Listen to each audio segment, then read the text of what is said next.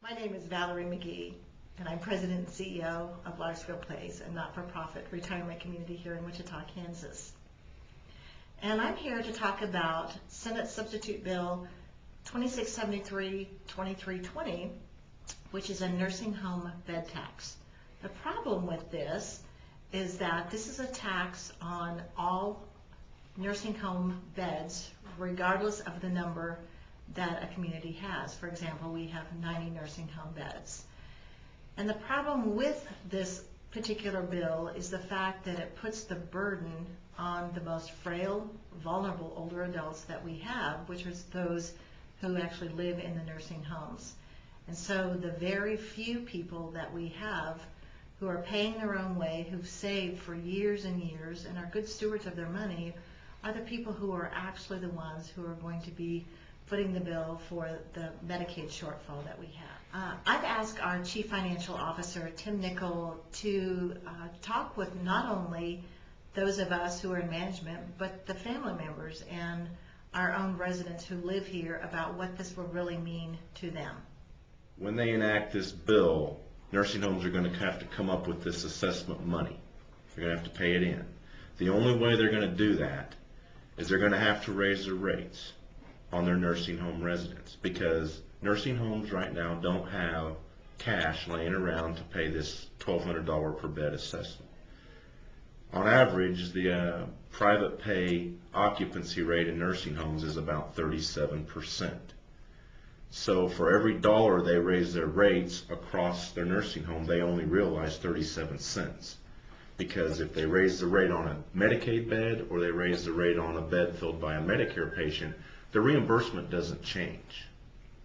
And so if you have a 100-bed nursing facility and they get assessed the maximum tax that's in the legislation, $1,325 per bed, they've got to come up with $132,500 over the next year just to pay the tax. Okay? If they've got a 37% private pay occupancy, which is the average across the state, they're going to have to raise their private pay rates by $3,580 per year to come up with the money to pay in this tax.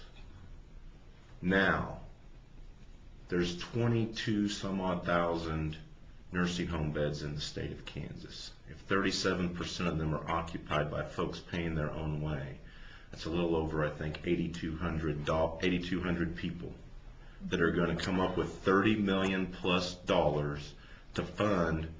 generate this fund to pull down the matching federal dollars. To me, that's the key crux of the matter here. Is they're going to the only way nursing homes can come up with this assessment tax funds is to pass it on to their private pay residents.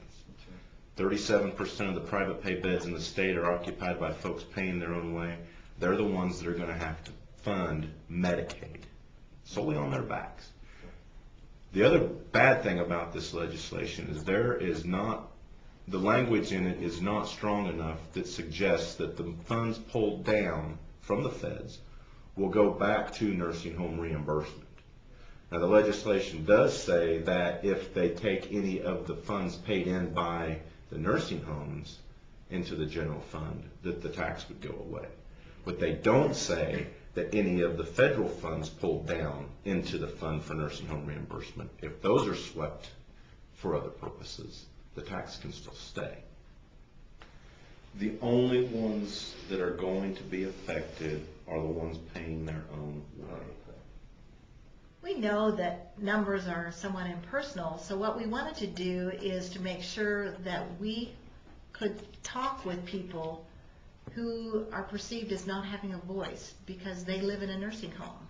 So the types of people that you'll be hearing from is actually someone who does live in a nursing home here at Larksfield, a spouse of someone who lives here, and then a son of someone who lives here at Larksfield Place.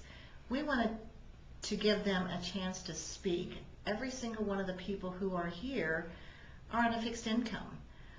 Regardless if they were a professional or regardless if they were a plumber. These people have planned and they've saved And so they are able to live at Larksfield Place, but this particular bill will absolutely impact them in a negative way.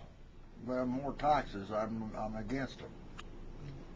Now, Ernestine and I are on a fixed income, so we don't have anything coming in except some dividends. Well, I don't see how they can tax more already. It's pretty high already, and by taxing more, that I don't understand at all. I mean, I'm just not. Well, it would be quite an impact as far as that goes. They're already, by the time they pay the nursing home bills and the medicine, the medical, it's quite high, and I can't see another tax being. Will soon be taxed out. Well, let's take the case of my parents. My father was a plumber. My mother was an X-ray technician. They lived in a 900 square foot house for over 50 years, so they could save their money and be taken care of as they wished to be when they got old. My mother is now a resident here in Larksfield Place. She's 98 years old. She is a constituency. It has no voice. She does not sit at the table. It's a tax for people who can't talk back is exactly what this is about.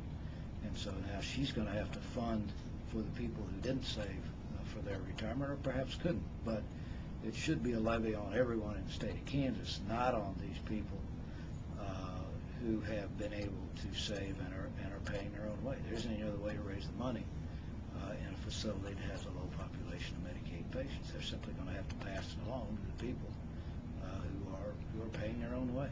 It seems patently unfair to me, and obviously it's calculated on the legislator's part because there's not a constituency here they have to worry about hearing from. Well, it doesn't make sense for my mother to pay for someone who is across the street or down the hall who's on Medicaid, and that all the matching funds should be funded on her back. She pays taxes in the state of Kansas, and she pays federal taxes, and that's where these matching funds ought to come from, is from the population at large, not from a very specific, defined group. But it doesn't make a lot of sense to continue to cut. They just cut, my understanding, for nursing homes, just cut the reimbursement by 10%.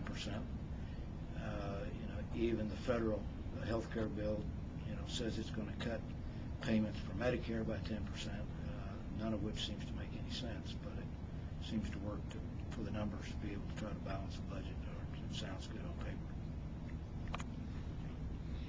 Is there anything else you would like to say? Matter in hell, how's that? So what can you do to help? Well, we're going to have a letter writing and an email party this coming Tuesday, April 28th from 2 to 4 p.m. at the Larksfield Place Auditorium.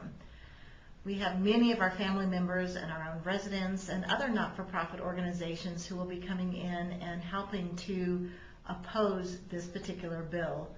Again, it's a bill that will negatively affect the most frail and vulnerable older adults.